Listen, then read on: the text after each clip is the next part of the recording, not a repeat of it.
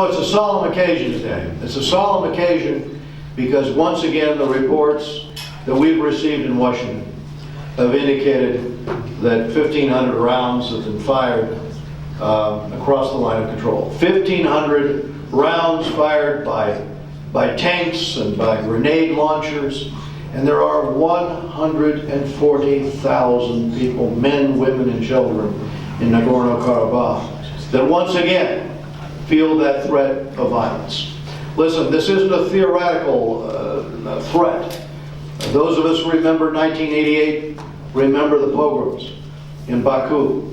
We remember what happened in Sumgate. We remember the attacks on women and children and on those who least suspected that at that moment they could be attacked. And it's incumbent upon us to do something to confront not just the rhetoric, but also the actions that are being taken. And there's an objective way for the international community to do this.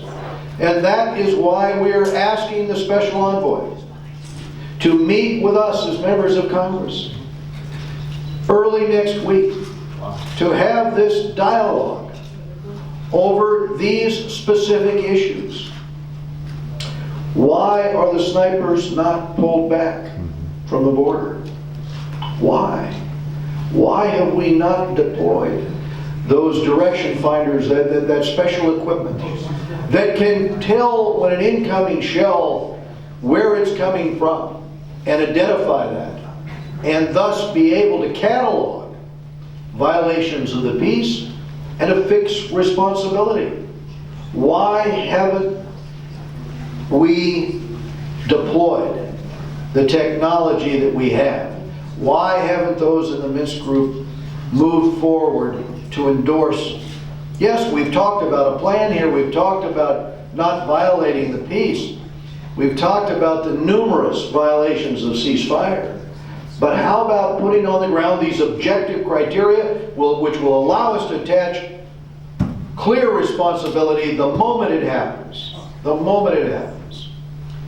So, I would say that at a time when over 30,000 have died in a conflict, that the time has come for us to have the accountability. And I think it's also time to reinvigorate the negotiations. And these common sense steps that I am suggesting will help us do that. And then the leaders of the Minsk group can press Azerbaijan to fully pull back those snipers from the line of conflict. And they can accurately identify who violates the ceasefire with artillery fire. Once we put those target fire locator systems in place. And once we've accurately identified who violated the ceasefire agreement, it is important that the international community has the courage to call out those responsible and hold them accountable. Now, I have done that, but I want those parties to the agreement to have the evidence right in front of them to do it.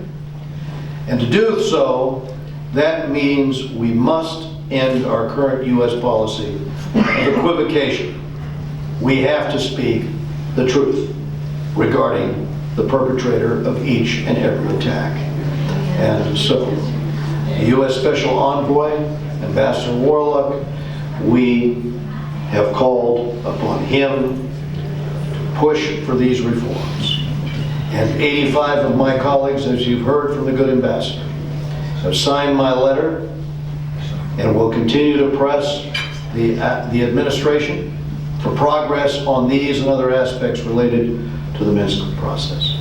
And I retain hope that one day the people of Nagorno Karabakh will be able to live in peace, enjoying security, and a flourishing trade with its neighbors in the region. And I give thanks to those of you here who are committed to that peace and committed to stay engaged to see that that happens.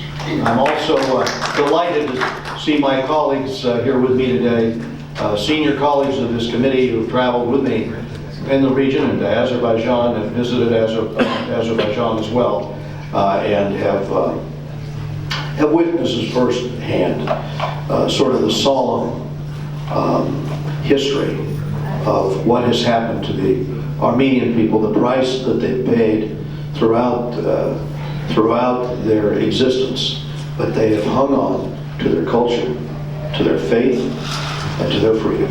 And so thank you very much. Appreciate, Ambassador, you being here today, and thank you very much, Minister.